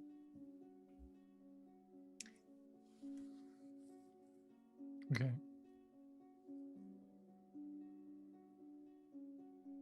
Does she do anything, or do they do anything with the She yet? she kind of waits patiently, and you can see that she's kind of just waiting for everyone to get into their positions before she says or does Okay. anything. I go stand where I think she wants me to stand. Okay. Largely, she just seems to be indicating that you need to be standing at some point within this spherical tableau and in the center. Okay. And once you're all stood in the same place, she says to you, "Well, my darlings, this portal will take you to where you need to be." Oh. How do we activate it? I will activate it for you. Oh, okay. It has been a pleasure to meet all of you. You Have a too. terrific adventure. How close will we be? I mean, do we have to prepare ourselves? Possibly. I think you should be fine. Okay. Perhaps half a day's travel. It will be clear to you where you need to go. Okay. She starts to say some words in a tongue you don't recognize, and as she does so, she starts to float and flourish as she does so around the outside of the stone that your plinth you stood on. You can see that some of the sigils on the like the obelisks, like stone towers either side of you, start to light up and kind of illuminate in a way that it appears they haven't done so in a long time. You can see that many of the colors are covered by moss that almost burns out of its way. And some of the kind of roots of the vegetation around start to retract almost slightly. The plinth that you're stood on starts to hum, and as it does so, a light seems to appear from underneath the circular stone that you're stood on. And she kind of finishes what she's saying, and she turns to you and she says, I never could forgive Caspian or Adrenalith. I don't think I ever will. And with that, you feel this magical hum fill your entire body as you see her smile. And you are lifted immediately. You feel the weight from underneath you just disappear, and you are, for a moment, in a space where there is nothing but light. That is over in an instant before you are taken somewhere completely different.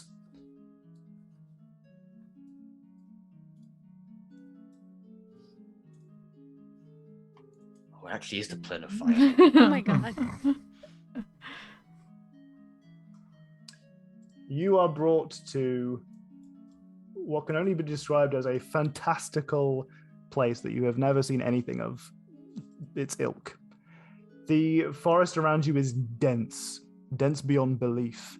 The air in itself seems to have a fragrance to it that just hangs a little bit sweet and a little bit tangy. And you can feel every inch of the air is laden with magic. It feels wild, it feels untamed, and it feels unknowable. You feel deeply uncomfortable. Yeah. I immediately turn to Randall and I'm like, she said she was jealous. Caspian did something very bad, I think. And then I immediately turn and start studying the sigils on the ground. Okay. Probably should have seen this coming somehow. Well, you start to investigate the sigils as they start to fade from light, as the arcane magics start to seep away from themselves. And you can feel that there is some kind of thrumming magic from the structure itself that you can see above you, these circular shapes that almost seem to suppress the magic. It's not so much that the magic starts and stops as the spell is over. It's almost as if these massive stone structures are thrumming with their own magic that is countering almost the magics of the portal in a restrictive way. It's one of the many things that you sense as you come here, and Nerdy in particular, you sense this, is that this feels oppressive. It feels as if it is attempting to actively trap you.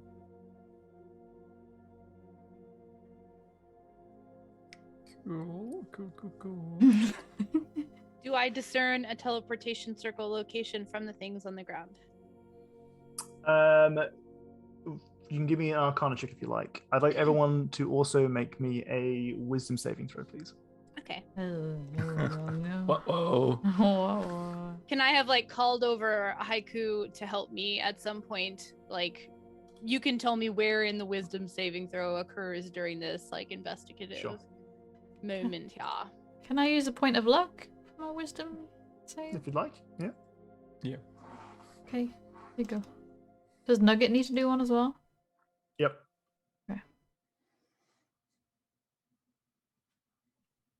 Okay. Haiku and Nugget have what appears to be an arcane sigil or mark burned into their flesh. It is a deep kind of green, and it seems to have these curves and indentations that look like script. Again, it almost looks like elvish, but it's not quite. And it's searing, but not in a kind of way that causes you any damage.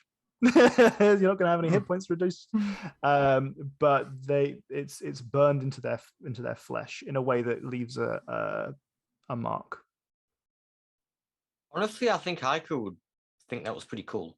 It is pretty cool. Yeah. Got a tattoo from a portal. Hell yeah. Raw magic. What could they ask for? Surely this is concerning. I think I probably haven't noticed because I was trying to like call over Haiku for help, but they seemed like distracted in some way. So Sure, yeah. I'm just making my Arcana check. I would cast guidance on myself, I think, as I'm trying to suss this Okay. stuff out. Yeah. So let me do this. Probably gonna be horrible. Oh, not terrible, not terrible. Yeah. 16. 16. Okay, got guidance. Yeah. Plus 2, yeah. Okay, in that case, you can discern. This is there is a teleportation circle that has again. You have a postcode, and this, but the postcodes. I like to think that again. So you've got your coordinates system. This is all like arcane sigils, and the very very first one for every portal that you've found so far has been identical. In this one, it is different. Ooh. To you, that indicates that you, concerningly, are in a different plane. Yeah. We're in a different place entirely. That much I can tell. Oh. I think that was probably a little obvious, but for sure, based on these, we definitely are. Oh. How far away could we be? Oh, I don't think it's like far away. I think, like, you know how there are other planes? Yeah. We're in another plane. Like that these are like they're kind of like addresses, and there are like points in space, kind of, and normally the ones we've seen all have the same sort of like starting point, because that's like where you're at in space, but we're not there anymore. Am I bells ringing? You are not attuned to that item, if you remember. It's something you need to activate if you were attuned to it. Oh, and I think we have to be a druid to attune to it, didn't we? A druid or a Yeah. warlock, yeah. Or warlock, yeah. Oh. Okay. So all of these structures around you still have some script that's burnt into it in that kind of elven script, but it's not an elven language. You suspect that it is Sylvan, but you cannot read it, and only our elven-speaking creatures will detect that it will be Sylvan. You cannot read it. I would like to attempt to read it anyway. I would like to attempt to read it anyway. Okay. Like a cipher. Oh. Yep. And as Randall like goes up to like a section of it and is just like studying it, and as he's studying it, the tome on his side kind of like flips open and the pages start like ruffling through, and then a set of purple like characters that look similar to the ones that he's trying to read kind of flow out up him on like onto his hands as he touches the runes, and then he can read them. Randall, what did you just do? I'm reading it. Randall, was that magic? I guess so. Kind of a magic, yeah. My book just helped me read it. It's really useful, you go. Has he always been able to do magic? I don't think so. No. My book helped me. You know that book we found? This one.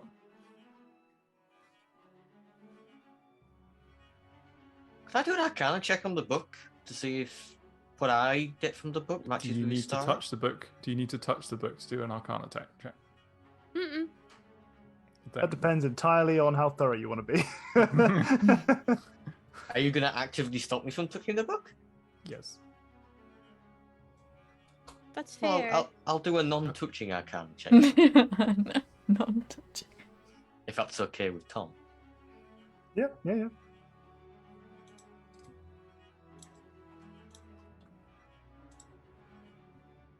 Oh my. Jesus.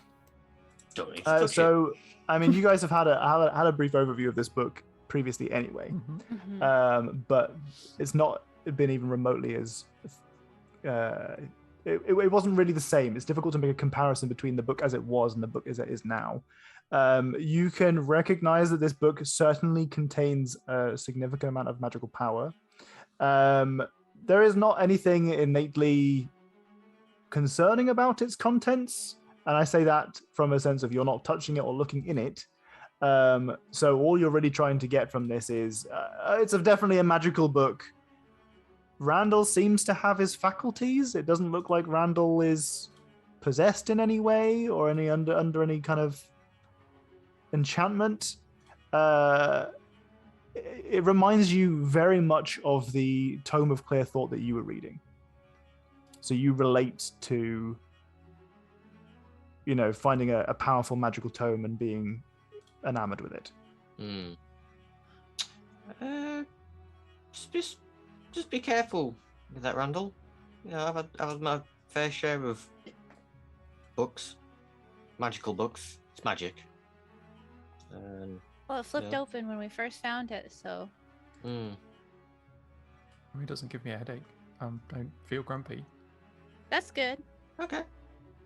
When we first found it, did Randall tell us the general contents of it? I think so. Yeah, I think you had a brief overview of. It seemed to be that somebody had been writing a journal. They were trying to study whatever magics that that appeared to be described in the books. And it talked and about was like trying reaching to- out for. Sorry, Yeah, go ahead. it appeared to be that the individual who was writing the journal was trying to entreat some kind of power. Did the book start talking to you, Randall? No. It's a book of stories. Randall's already read a bunch of or given you synopses of different stories that he's read out of it previously when he first found the book and was reading it. Well, that book just definitely did some magic. What's the wall say? So as you read it, honestly, when it comes to you reading this, your brain doesn't even immediately pass it as anything other than common, because it's almost as if every word is just translated automatically, just like in your brain is just immediately put into common. And it says, you can come as you please, but you go as we please. Ooh. Okay. It says, you can come as you please, but you go as we please, which doesn't sound too great for us. At the end of the sentence, as opposed to something like a full stop, is a sigil that you can't recognize in any other form apart from it is the identical sigil that has been burned into the flesh of Nugget and Haiku. I don't know what this means here on the end, but it matches that on Haiku. Oh, and Nugget has one too. Does it hurt? No? Okay, good. No, it's just really cool. I'm kind of jealous. Oh, man.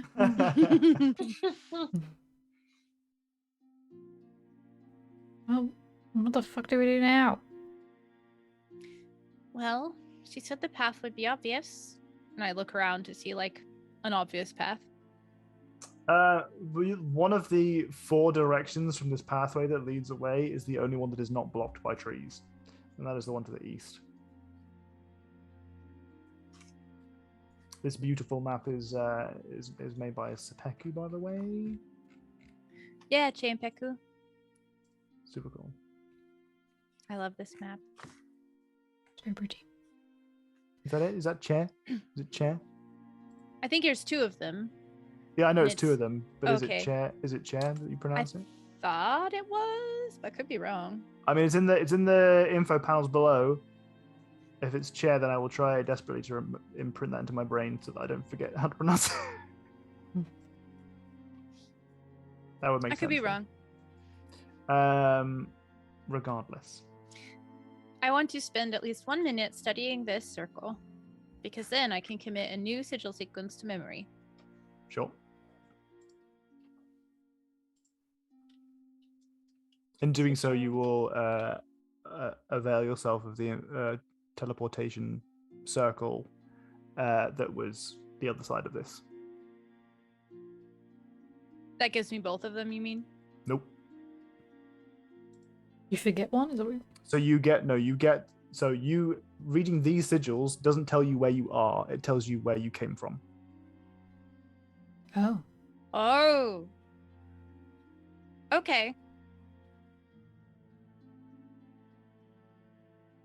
So if I were to study the other one, would it give me this one? Yes. Okay. Well, that's good though, because I know how to get home. Mhm. That's fine. Sigil sequence for where? Shiftify. Should me and Nugget have a little fly up just to have a little look? Do you think that's a safe idea? Might as well. Maybe just be really careful, because I don't know who the we are that determines how we are allowed to leave. Because Yeah. that sounds like more than just adrenalith. Okay. I'm gonna get on Nugget then and try and fly just up, but like carefully. Sure. So you jump on Nugget's back and you bound up into the sky, and the burrows of the tree seem way higher than any other trees you've really ever seen, and it's a very dense forest. As you get higher and higher, it almost feels as if it's trying to stop you from getting into the sky itself, but not enough to actually stop you. It just feels way more difficult than you would expect initially. As you do break out of the trees, you see yourself looking at a sky that is filled with stars.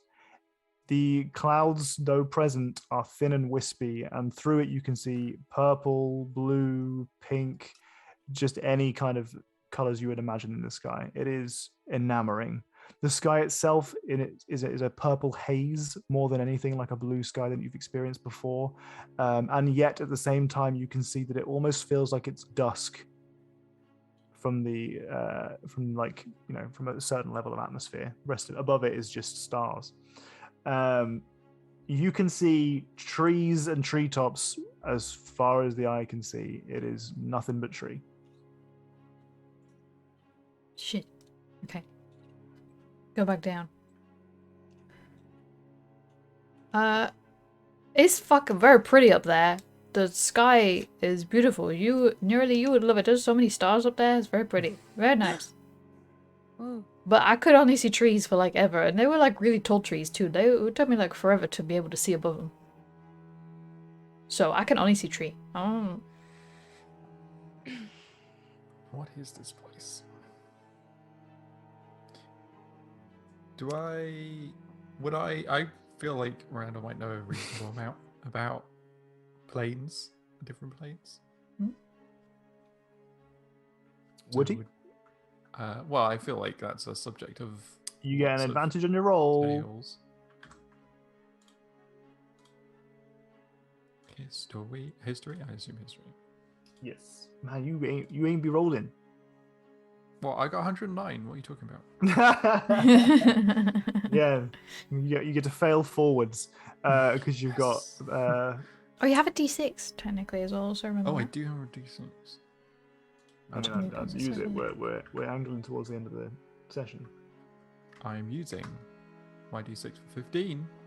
Ooh, a very respectable roll compared to your previous one. That's average. I've got pretty much average, you know. You got a +4. Yeah, not with +4. Oh, yeah, all right. Fine. What is it you're trying to discern? Just which plane this might be. You can say with some certainty from the deductions that you get from having read some literature around the Shadowfell that this is the Feywild. You're familiar with the concept that basically the plane of existence that you are usually inhabiting is referred to as the material plane, and that there are two reflections almost of the material plane that exist: the Shadowfell, which is like a dark reflection, and the Feywild, which is like a kind of chaotic, wild, magical reflection. I think this is the Feywild, from what I've read about it. That makes sense. Joseph, so I can't say her name very easily, but she's a fairy dragon, and Thistle seemed like a forest lady, and was part tree, and is the daughter of the dragon we've come to see. So that seems very Feywildish, right? Because it's like a big forest place. Mm-hmm. And this is a big forest place. Well, at least it looks big.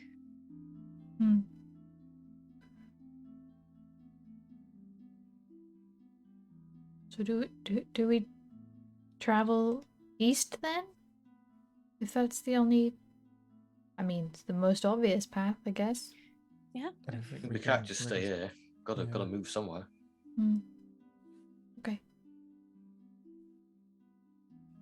Let's go. Right. To the east you travel. Very, very quickly, this pathway that you use kind of depletes, and you are on soft green grass and soil. It is comfortable enough that you could easily walk through this barefoot, and you feel like, honestly, that would probably be the most satisfying experience ever.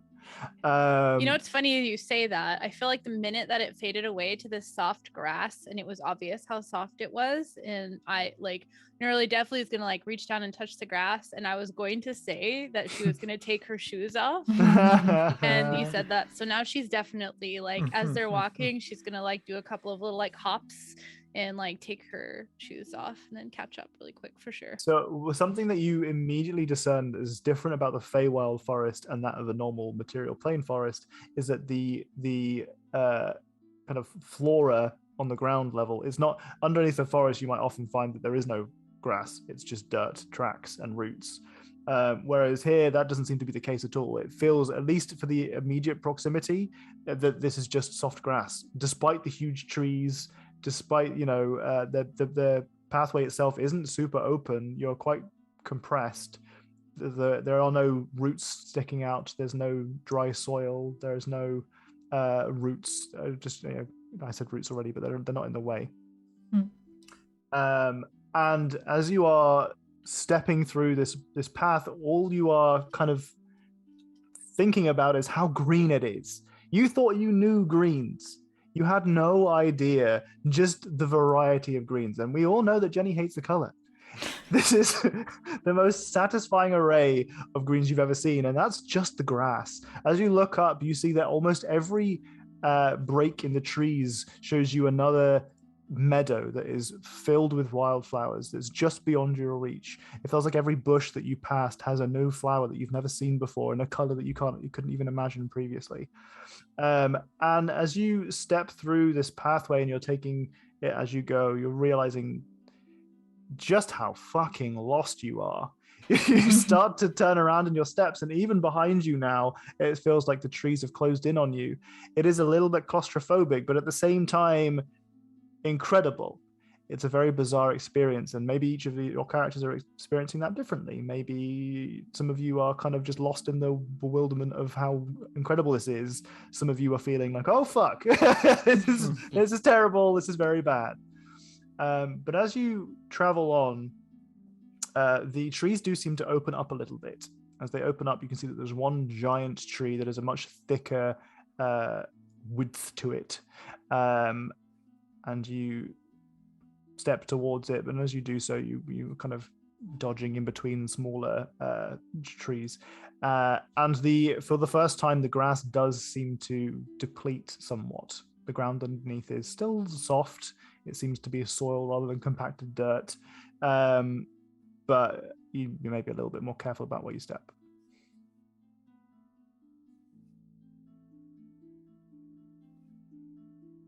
As they're going, Nerly is also just like generally delighted by everything that's happening and changes her glamour dress to look like the one that I linked. Pretty. Mhm. That is very pretty. So maybe Neroli is one of the individuals who's more enamored by this setting than concerned. Yeah. I feel like there's still like a decent amount of concern like in the back of her mind, like we're in a different plane, we don't really know how we're gonna get back, we may not be able to get back until somebody allows us to get back, but while I'm here, oh my god, this is awesome. Also, probably safe from people trying to find you. True. Yeah, that's that too. Like, good luck following me here. Not even allowed to leave until somebody lets me. So maybe if you do show up here, you'll never be allowed to leave. Okay.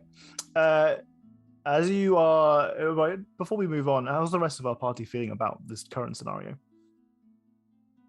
I think Randall is definitely like in awe of everything, and just like, I feel like he's read a reasonable amount about this place, but to experience it is just completely different. And I don't think he's particularly worried yet about being here. I think like his motivation and like determinism from earlier is just like being like, cool, this is another thing to deal with now. Let's do it. Yeah. Let's go. Yeah. I got this. We got this. Everything's going to be fine. Everything's going to be fine. How about Haiku? Sort of in awe, but just with the magic feeling as opposed to the surroundings. Sure. And a little confused as to why their bells aren't ringing. It's an enchantment you have to activate. Haiku should be the person that understands this the most. I've said this loads. Haiku doesn't know half of their shit does. Okay. Okay. All right. How about Oro? I think Oro really wants to be really enamored by it, and she like half is, but she's also very concerned that Nugget and Haiku have been like burnt with a sigil, and that feels like a little bit of a this seems like something we should be concerned about, but wow, those flowers are really pretty. Oh my god. Okay. Conflicted. All right. Well, onwards you press into the forest until you find something that feels like worth stopping for, which is excellent, because I'd like all you to make dexterity saving throws. Not dexterity. Great. No, dexterity is fine. We can cope with dexterity. Tracking out the flash. Both can deal with dexterity. Oh, we got the two ends of the spectrum there, didn't we? No, I think this is perfect though, because it's definitely gotten to the point where she's like, the soft grass has faded a bit, and so she's stepping between like the softest patches of dirt and stopping and smelling flowers and like just doing all of the like, you know what? Who knows what bad stuff might happen, but right now this is so awesome. Yeah. That whatever it is, she's just gonna literally like fall flat on her face, and probably won't even be mad about that, honestly, because I'm sure the dirt smells really nice. So what's going to happen here is that Nurli and Haiku are going to. I've used a flash of inspiration. Have you on a +4? Yours does. Yeah. Okay. Plus, I thought it was a dice, or did you roll the dice? No. It's just a straight +4. Lovely. Flash of inspiration adds my. Okay. All right. You're fine then. You're fine. The only person here that has any issues is Nurli. Nurli, you trip on a root. which is very familiar of something that might happen in the material plane, but it's a first for here. And as you do so, everything seems to just slow down for a second. You trip and you fall, and first off, you're just like, oh, this is unfortunate, but also pretty. As you fall, it all seems to be really, very slow until as you are going past one of the tree trunks, you see a window, a tiny little window, and you see a door and a little kind of like outside it, there's like a balcony almost. It's absolutely tiny. And you see someone at their balcony who is minuscule looking out like they're just like holding a platter with some food on it and they're going to bring it somewhere else in their house. And they just see you falling in slow motion as you do. You collide with the ground with such force that you seem to have set off some kind of trap, because a bunch of tiny, very like strong ropes are immediately kind of snapped out of a place, like some trap mechanism goes off. And you can see these little ropes going kind of just flung by momentum either side of you and pinning themselves into the ground. You are face down, arms to your side, looking up at a village filled with absolutely tiny creatures. They all look humanoid, but they have wings of their own.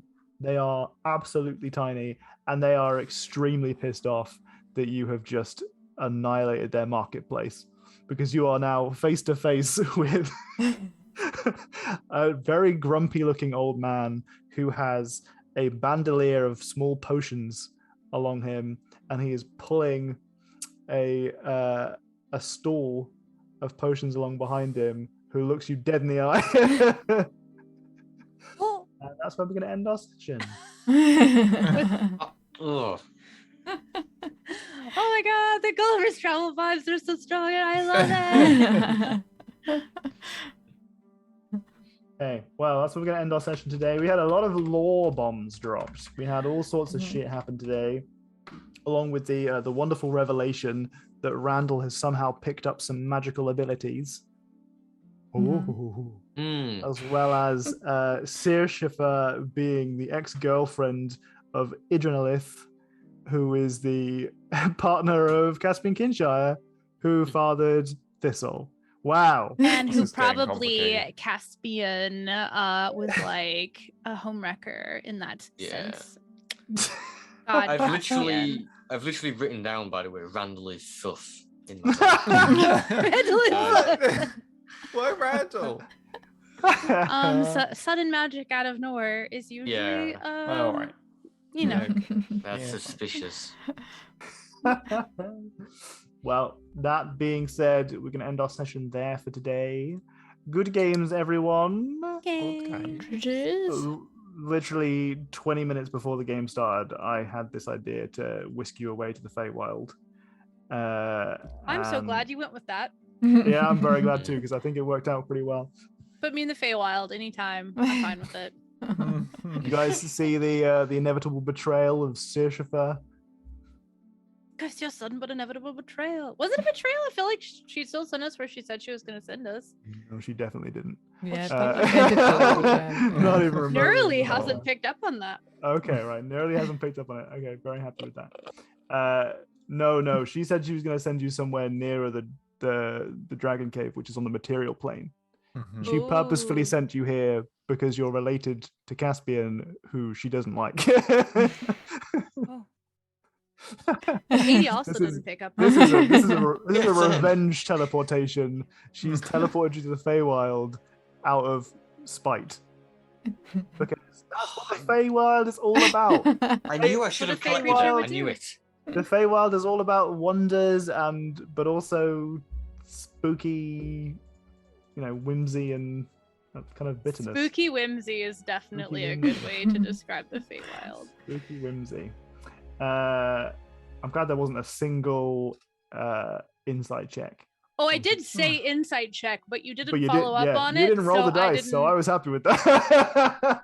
Because I asked and you didn't say anything, so I was like, okay, never mind. Yeah, that was And Tom that's DMing so trying funny. to lead away from it, but I wasn't going to stop you if you rolled.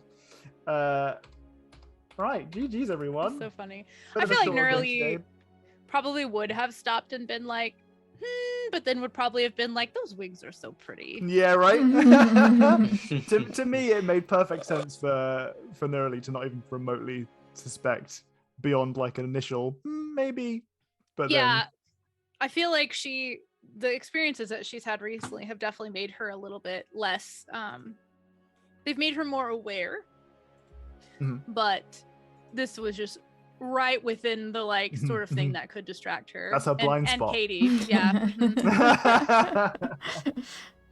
Okay, cool. Right, well. Excellent. Oh my stuff God. today, guys. Yes, let's please drop in on the bear court. I would like to go find them. All right, everybody. right. I'll lead it over to Jenny. We'll see you next week, probably. Maybe. Probably on time. Maybe on time. I don't know. Don't bet on it. We'll see. No promises. Bye. Bye. Bye. Yeah. Bye.